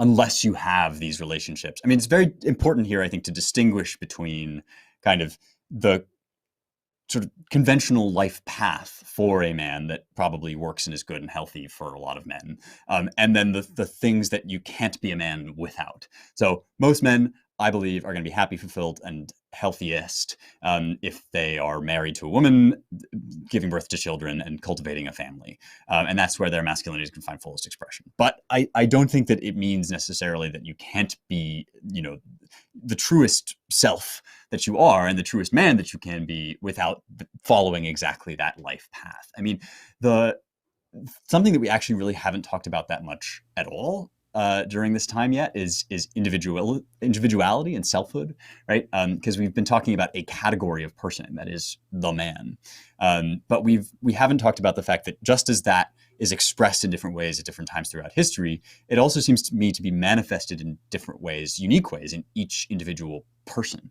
And some men, for example, are fantastic hunters. Some men are fantastic fighters, and the lack of each other's qualities doesn't really make them more or less manly, right? There's different kind of versions of this type, and this is a feature. If you do, like me, you do believe in something like forms, then you believe this is one of the helpful things they help you to do, is account for something that's recognizably the same, a class of thing or people or species, without saying that every version of that has to be identical. Now, I think all men are sons, right? I mean, I've been hard pressed to find a counterexample to that. So being a good son, honoring your parents, seems to me to be kind of bound up in manhood, at least from the biblical perspective. And one of the things about nature, when we talk about natural life, right, is that it gives us certain non-negotiables.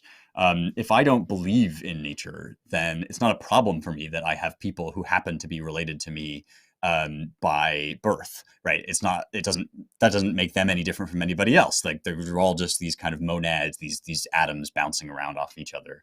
And Andrew and Ellen are not any different from Bob, Sue, and Smith. If I believe in nature, then the historical fact of Andrew and Ellen having been the people who produced me biologically, and then also in time raised me, right? That establishes certain obligations that I have to meet, that I can't escape. And that means that, to be most fully myself, I have to acknowledge my relationship and honor my relationship with those people. Now, I'm talking about all of this as if it were like some sort of chore. In fact, it does seem to actually be the stuff of life, right? I mean, this is one of the funny things, is that we talk about this stuff as if it were annoying to us sometimes, like, oh, I got to call my mom on Friday or whatever. But I do think there's something essential about that, that if you want to really give a full account of what it is to be a human being, just full stop, it's essentially relationally. We're essentially in relationship with one another, and we can't like escape that or do away with it, I don't think. Very well said. Thank you. Michael, what do you think about that? I think we see the contrasts if you look at the first few chapters of Genesis in the Bible and you compare it to something like the Republic. The family is so central right off the bat, your parents and your generations and all of that. Whereas in the Republic, one of the first things that happens is that the father gets chased out of the conversation. And the discussion about the common good, about justice, about the best human life, it can only take place when the parents are out of the way to a certain extent. And there's not a lot of reminiscence there about who they are or what they did. It's just that they need to go. They represent an old piety that's an obstacle to free inquiry. And if free inquiry is what's best in man, then the parents are more of an obstacle as far as that particular activity goes. Another thing is that in the Republic, the person who's been trained as a philosopher, who's undergone gymnastic and music education, and we can say philosophical education, he least of all suffers from the death of a family member, Socrates says in the conversation, because he knows that human life is no great thing. And his relationships are somehow weakened by his contemplation of all time and all being, as Socrates also says later in the book. So to a certain extent, I live as though family is all important to a certain extent. Okay, my parents, myself as a parent, my kids, my wife, all of that, and the tradition that I have inherited, the Jewish tradition. But as a philosopher, when you turn to those texts, you see that somehow the philosopher stands alone when he's at the peak of his activity. He stands alone with his friends, maybe, but they're only his friends because they're also, concerned about that peak activity. His sons were not there by his side when he died. His wife was not there by his side when he died. He's discussing the eternity of the soul with his friends. That's a totally different model, a totally different vision. Not about what we have in common, families and all of this, but about what's outstanding in the human being. If what's outstanding is your family by your bedside, that's one thing. If what's outstanding is the eternity of the soul with your friends, that's another thing. And they're not necessarily compatible. They're not necessarily reducible one to the other. And both of them have a claim on our attention. Socrates gives us a model, I think, of somebody whose relationality at its peak is freely chosen towards friends who merit his attention. I'm struck by this description of the philosophers kicking the parents out of the room, the dad out of the room to talk about wisdom and such. And then, sorry, let me just say, I'm sorry. No, Jack, go ahead, sorry. Mike. He doesn't kick him out of the Socrates. He asks some inappropriate questions, or he sort of twists Cephalus's arm to a certain extent. We won't go through all the details. I know Spencer's been teaching the Republic as well. I just don't want to make it seem like Socrates is not so indecent that he would kick the father out. But the conversation only gets going when the father realizes he doesn't really care about a philosophical analysis of justice and piety. He just cares about fulfilling his ancestral duty, doing the sacrifices that he has to do.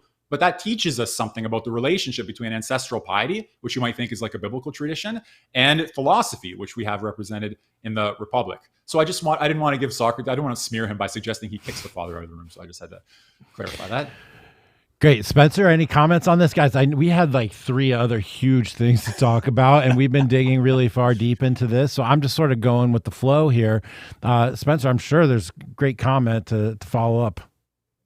Well, yeah, I'm glad you returned to my old pal Cephalus, for whom I have a lot of sort of sympathy and affection. And so this whole conversation in the Republic, it's imagined, takes place overnight after this festival. Socrates was just on his way home, and then these guys kind of come up and buttonhole him and say, "No, we'd like you to stay at our place." And he gets roped into, as he does, this elaborate conversation about the nature of justice. And not only does the father, who seems to be the only kind of elderly, I mean, he's approaching, it's said that he's kind of on the road, he's just crossed the threshold of older age. He's the only person, it seems, who represents that in any way, who represents age or tradition. Or not only does he get sort of removed early on from the conversation, but then one of the famously most troublesome and vexatious parts of the ideal state that the interlocutors then create, is that children will be held in common, wives will be held in common. In fact, all of these given ties will be dissolved, at least among the cream of the crop, among the elites who run the city. This is the guardians, right? And an essential part of their education, of their qualification to rule, of their, just sort of preparation for doing any of this at all, for being in charge, is that they do not have any kind of unique personal obligations that might bias them or dispose them in one way or another. And I think it's a really great point that there is contained in all of that a vision of the philosophical life and a vision of the sort of justice, in which we might say are the seeds for all of this kind of postmodern project. And I don't think that we have to thereby jettison the Republic or have a low view of Plato. I think we can just identify the truth, which is that, that this postmodern project is inherently, inescapably a product of the West, just as much as anything else that we might read or enjoy. Not in the sense of being great. I don't think that Judith Butler belongs on your bookshelf alongside Thucydides. But I do think that, there are recognizably Western, even kind of post-Christian impulses in all of this stuff.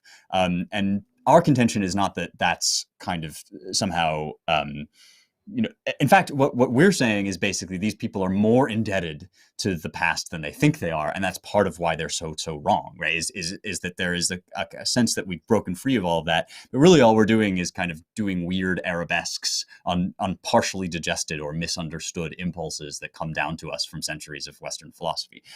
That's one thing. The other thing is that, and you indicated this too, Michael, right? That Cephalus leaves because he kind of has his answers to the questions that are on the table, and he sort of views what will ensue as a very, very long young man's game. He's a little tired, it's late, and he almost takes for granted what justice is. It's giving to people what you owe, right? And Socrates, one of the really interesting things here is that Socrates isn't hostile to that view. He's just not satisfied with it. So he sort of hears that this is it's a common understanding. Cephalus quotes Pindar, who's a kind of beloved poet, so it's this folk wisdom that he's got. Just this is sort of what I think justice is. And Socrates, I think, ends up with something that incorporates elements of that, right? The famous sort of definition is to give to each what is his due, suum cuique, right? This is what will become the heart of justice, But there are a lot of questions that he wants to ask of the kind that we've been asking now, right? What's the essence of this thing? What about in this situation? What about in that situation?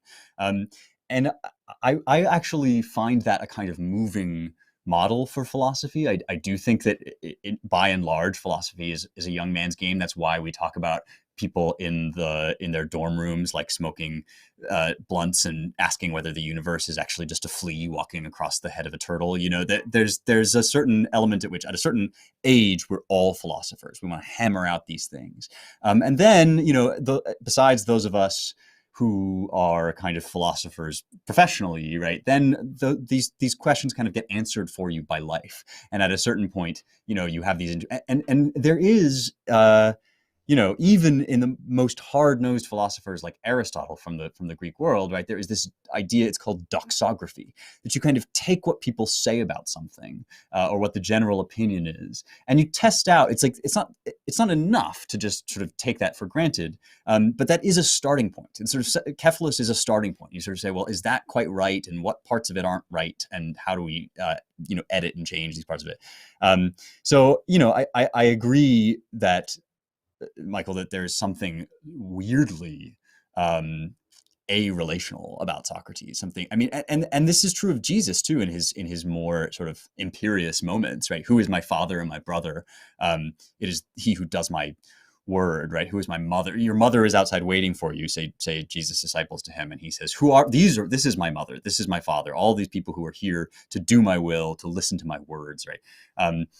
But I think that, in Jesus, just as in the tradition, right, that has to be counterbalanced with the fact that he also does have personal attachments and friends, and we do have parents, and these, our intuitions, I think, we kind of go wrong when we take from that we need to just abandon that stuff and leave it in the dust behind us. So I keep coming back. I really like this kind of two atoms view, or whatever you want to call it, of superimposing these two things onto one another. They're very different. They might even be at base, in principle, kind of irreconcilable, and yet you have to hold them in tension sort of all the time.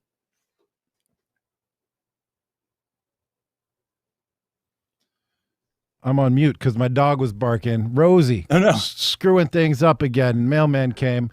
Rosie, break. Michael, I have questions unless you have a comment you'd like to make.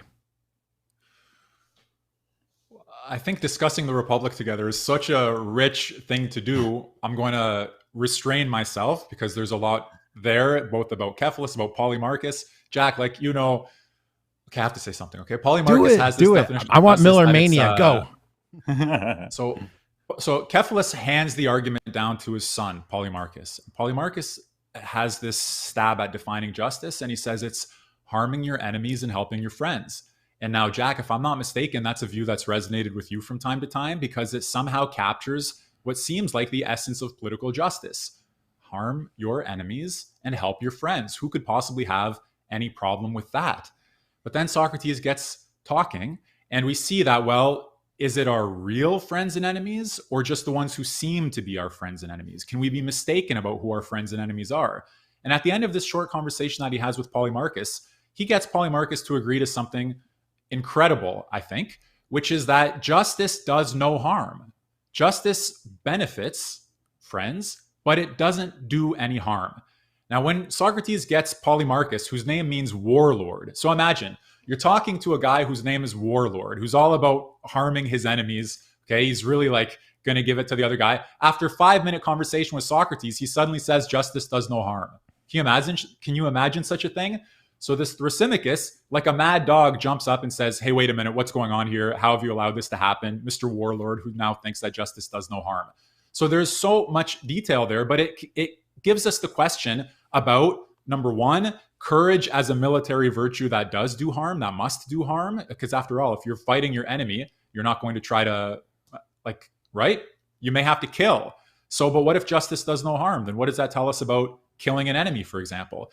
So many, many details here that are just, it's not so much about, disputing with Spencer our interpretation of the Republic. The point is that all of the questions that are alive for us now can come to life for us in these books. They help us to think and to orient ourselves. Book 1 of the Republic is just inexhaustible in its richness. So about all of these questions, about the nature of justice, about the ancestral piety. So Spencer had been saying that correctly, Cephalus leaves to be about his affairs, but we have to remember as well, and I know just bringing it to light in this conversation, that Socrates says, Cephalus, are you telling me that justice is telling the truth and returning what's owed? Cephalus is like, yeah, pretty much. Then he gives him the example. What if your friend lent you a weapon and he wants it back when he's out of his mind? It belongs to him. You should give it to him. But instead you don't, and you lie about it. We have a very basic elementary thought experiment here. You lent me your gun, then you went crazy. Now you want it back. I don't give it back to you. So I'm not giving you what belongs to you in the property right sense. And I lie. I don't have it. I don't know where I put it. I must have left it in my other pants. Okay.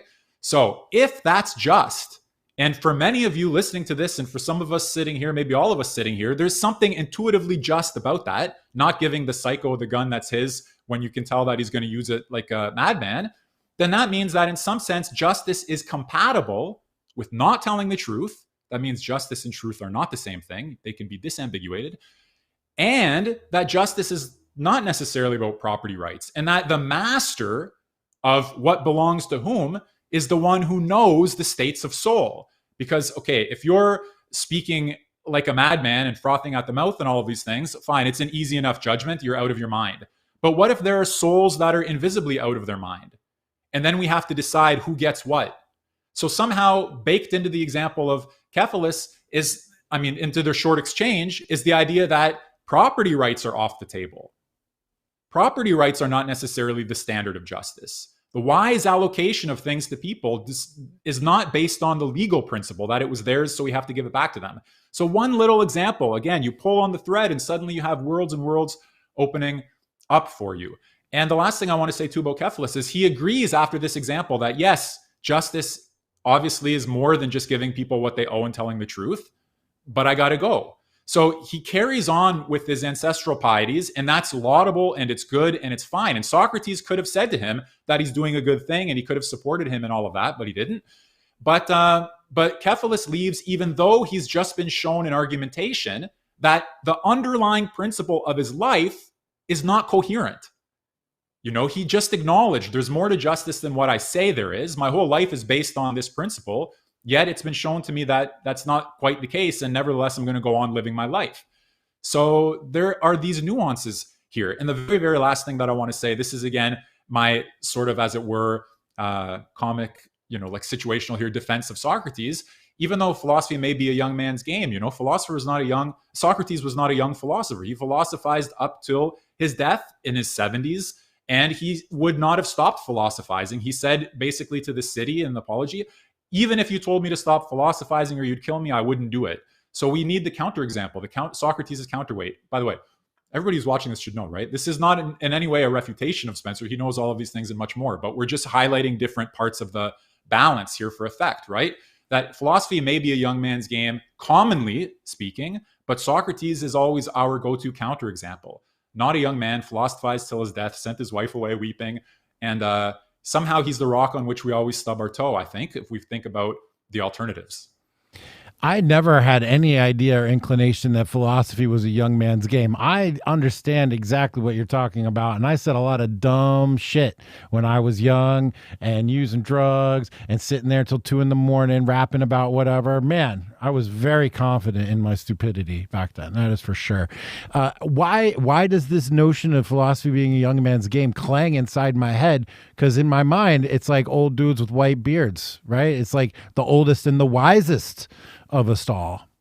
That's just my interjection here. And then Spencer, one last please. thing in the Republic, Socrates says philosophy as it's currently done in the cities is a young man's game. He said the young people are learning dialectic. Like I was joking yesterday in my seminar, they're like reading Zizek or whatever, exactly like you guys are describing with the bong and all of that, but they're doing it the wrong way. Philosophy done properly, Socrates seems to suggest, is not a young man's game, but philosophy as it's done in these corrupt cities, namely all of them, is a young man's game. In other words, nobody's treating it correctly. I mean, that's part of the discussion in the Republic. Spencer, comments on that, and if you can get to it, if these conversations, these dialogues happen today, would the answers be different? Well, I mean, the first thing I guess I'll say about I will admit, rather glib assertion, right? It's kind of a one-liner that philosophy is a young man's game, and nothing that either of you guys has said is anything that I particularly disagree with. The thing I guess that when I think more seriously about it, the thing that I was trying to highlight by saying that is that Cephalus has a working model of these things, of justice, of what's right to do, and how to be good. And when I say it's a working model, I mean it's working for him. And in essence, as a kind of characterological observation, it seems to me that this is why Socrates doesn't just say, well, how dare you walk away from this conversation? That the fact that Cephalus chooses essentially to say, do you know what? There are obvious flaws in this if you pick too far down into it. It works for me. It's tired. I'm going to bed. I think there's something that we recognize in that, and I think it's quite possible that most people kind of are that way most of the time, and absolutely right. Socrates is a lifelong philosopher. Everybody on some level should be open to asking these questions, but Socrates is the exception. And in fact, all of his students are also young people. And part of the reason that he gets them at that stage is not just because they're doing philosophy wrong with other teachers, with like Protagoras, they're being taught wrong, or Prodicus is teaching them wrong.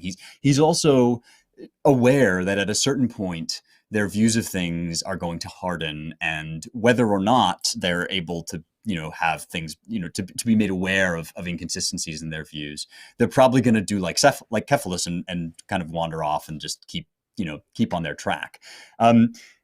Here's an example of this, right? The philosopher is endlessly fascinated. I am endlessly fascinated by the question whether and in what sense the table in front of me exists, right? That this is a metaphysical, ontological question that is deeply compelling to me.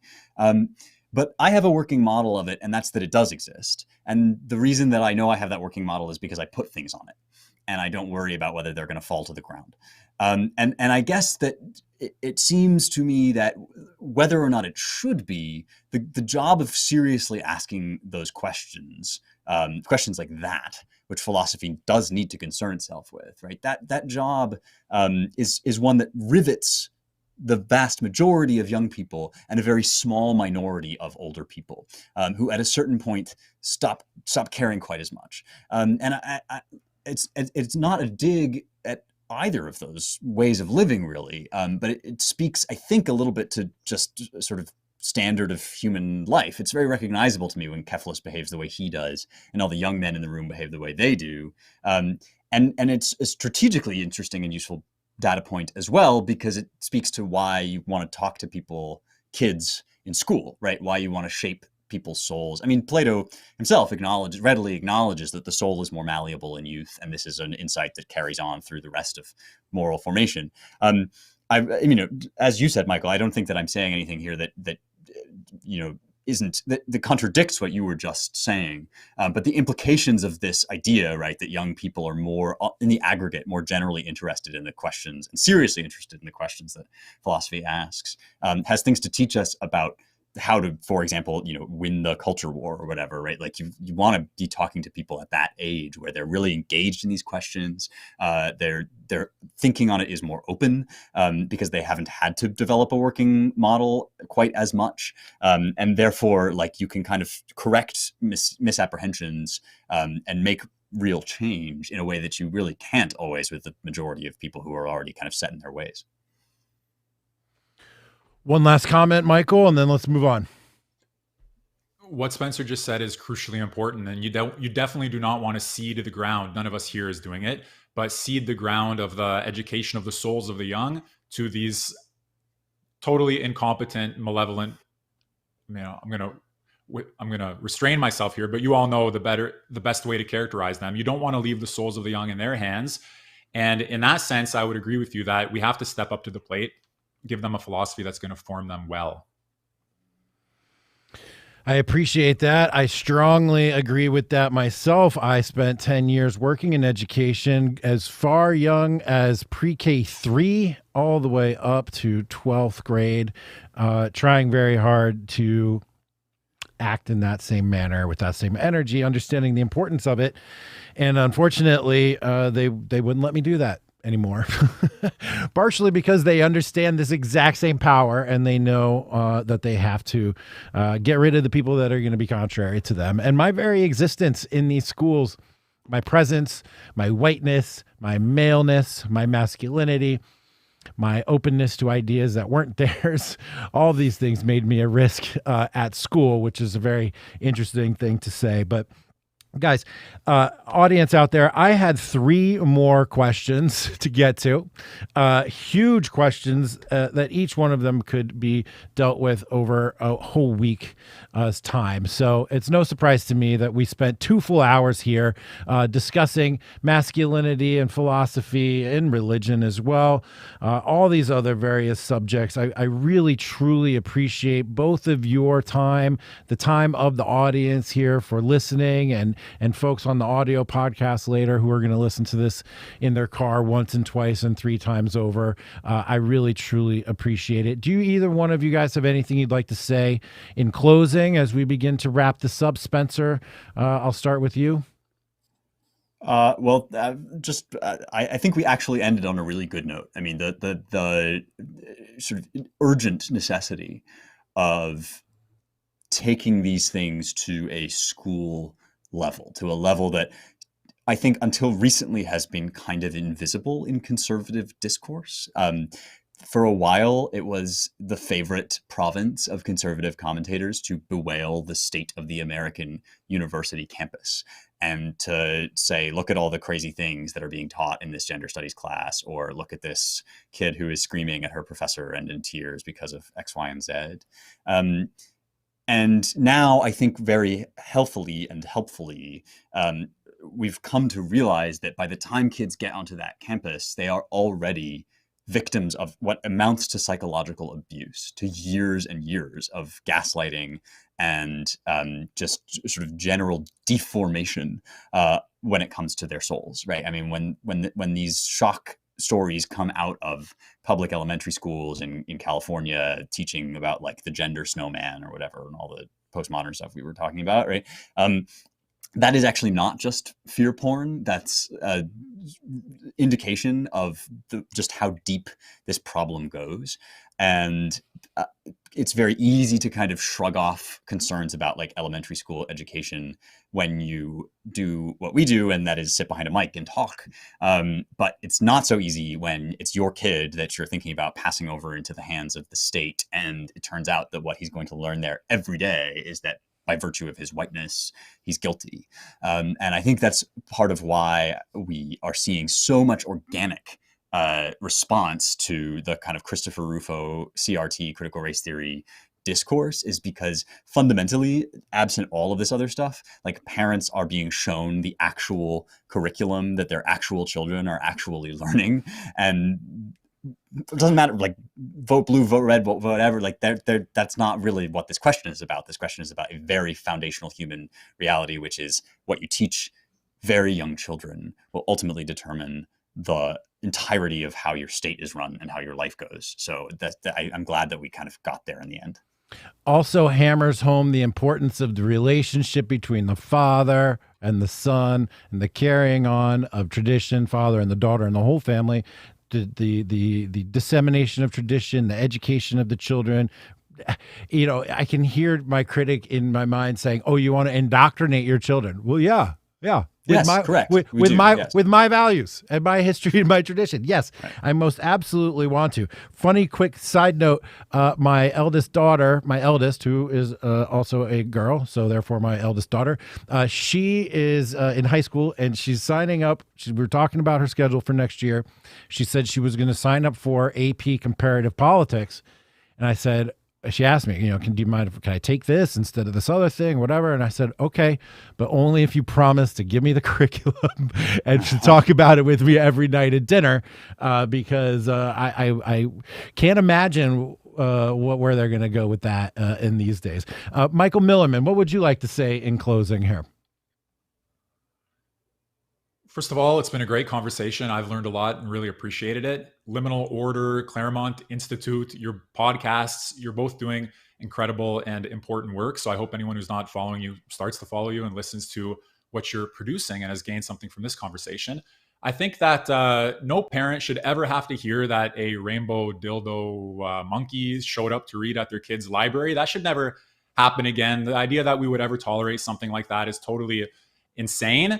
And the great opportunity right now is to offer young adults and young people an education in the classics and philosophy outside of the rotting institutions, to jump ship and give them a viable alternative to overcome the challenges, whether that's the teachers' unions or whether it's accreditation. I don't know. Jack, you probably know better than I do from the inside what it looks like. But this is a big question. This is world historical. Children's souls hang in the balance. The future of our countries, I'm in Canada, but we have our own problems here that are not too dissimilar, hang in the balance. And we have no lack of resources to turn to from our traditions that could stem the tide and reverse the damage. We just have to put the books in front of the kids and get the psychos out of the way. Yeah, it's endemic. It's the whole system, but it's mostly coming from the teachers themselves who are trained in this application of theory, and it's everywhere. You can't escape it. So burning the whole thing down and replacing everybody top to bottom might be the only way to actually eradicate these ideas from our children's education at this point. I want to just go all the way back to the very beginning where you guys both mentioned that The active inquiry and reassessment and self-analysis was part of masculinity in and of itself.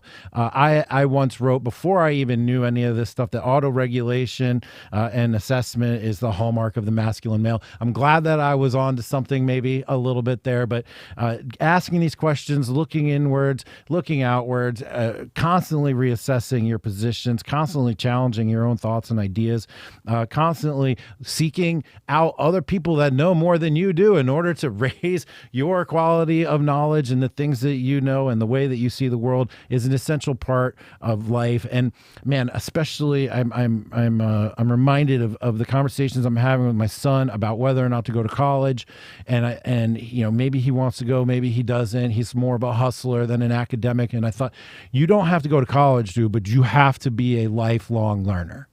And so by practice, by example, we're trying to do that right here as well. So thank you, everybody, for joining us on this show. You guys mentioned Christopher Rufo. I've got James Lindsay and Christopher Rufo together in the same format on August 3rd. So guys, stay tuned for that. That's going to be fantastic. Michael Millerman, M_Millerman on Twitter, Spencer Klavan, @SpencerKlavan on Twitter. I'm Jack Murphy. You can find me at Jack Murphy Live on Twitter, Jack Murphy Live on YouTube. Hit subscribe, hit like, share this thing, beat the algorithm, get it out there, send it to your mom, send it to your dad, put it in an email and ship it off to someone. Do not rely on other social media to spread the word for us, because we know how that'll go. Guys, thank you so much. Michael, Spencer, truly appreciate it. Just amazing. I'm going to go back and listen to this several times over, as I have both and all of the conversations I've had with each of you already. Guys, thank you very much. I really appreciate it. And with that, we are out.